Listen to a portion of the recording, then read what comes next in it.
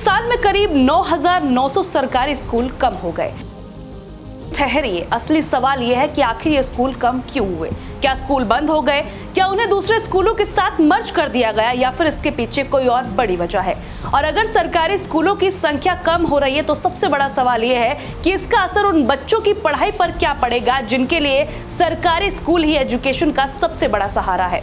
नमस्कार, मैं हूं आफरीन खान और आप लोग देख रहे हैं तेज तरार। देखिए, दरअसल देश की गवर्नमेंट स्कूल सिस्टम को लेकर UDISC+ के ताजा आंकड़ों के अनुसार एक भयावह तस्वीर जो है सामने आई है।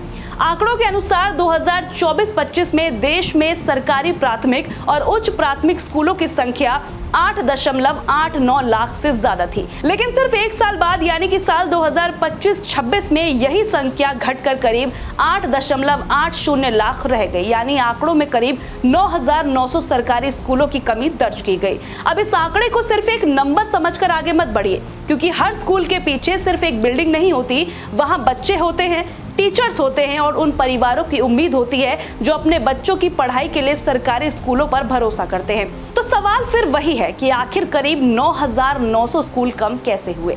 यहाँ एक बात साफ करना बेहद जरूरी है कि इन सभी स्कूलों को सीधे सीधे स्कूल बंद हो गए कहना सही नहीं होगा, क्योंकि स्कूल मर्ज, कंसोलिडेशन, रिस्ट्रक्चरिंग और स्टूडेंट एनरोलमेंट में बदलाव जैसे कई कारणों की वजह से स्कूलों की संख्या में कमी आ सकती है।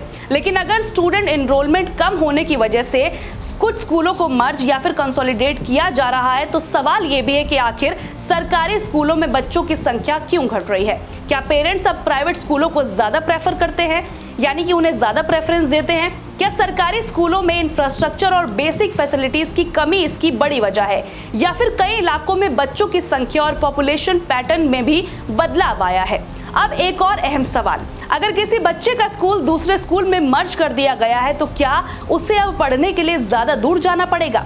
देखिए, सवाल बहुत सारे हैं। अगर ऐसा होता है तो आखिर जो ग्रामीण और आर्थिक रूप से कमजोर परिवारों के बच्चे हैं उनके लिए एक्सेस टू एजुकेशन पहले से ज्यादा मुश्किल जो है वो हो जाएगा। क्योंकि बात सिर्फ स्कूलों की संख्या की नहीं होती, बात इस बात की भी है कि बच्चे तक जो स्कूल है यानी कि जो शिक्षा है वो कितनी ज्यादा आसानी से पहुंच रही है। अब राज्यों के आंकड़े पर भी एक नजर डाल लेते हैं। देखिए, मेघालय में सरकारी प्राथमिक और उच्च प्राथमिक स्कूलों की संख्या में सबसे ज्यादा गिरावट दर्ज की गई।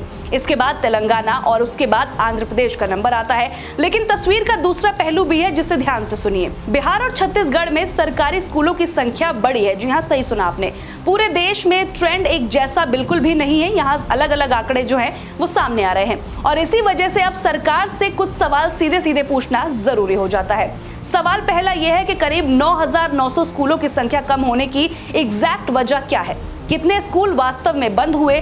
कितने दूसरे स्कूलों में मर्ज किए गए? कितने स्कूलों का रिस्ट्रक्चरिंग हुआ? और सबसे जरूरी, क्या इन बदलावों के बाद हर बच्चे को उसके घर के आसपास क्वालिटी एजुकेशन मिल पा रही है या फिर नहीं? क्योंकि सिर्फ स्कूलों की संख्या कम या ज्यादा होना ही पूरी कहानी नहीं बताता।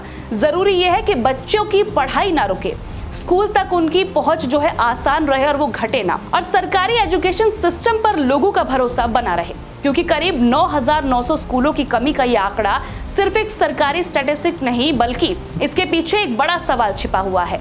क्या देश में हर बच्चे तक एजुकेशन उतनी ही आसानी से पहुंच रही है जितनी पहुंचनी चाहिए?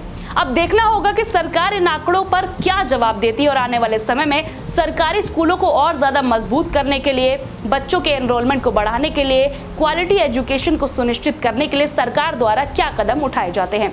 आज की इस खबर में इतना ही। मुझे दीजिए इजाजत। नमस्कार। अगर आपको हमारी ये वीडियो पसंद आई हो तो इसे लाइक एंड शेयर करना बिल्कुल भी ना भूलें। इसके साथ ही हमारे चैनल तेज तरार को जरूर सब्सक्राइब करें और हाँ, बेल आइकन को दबाना बिल्कुल भी मत भूलिएगा, जिससे दिल्ली से जुड़ी तमाम खबरों की नोटिफिकेशन सबसे पहले आप तक पहुंचे।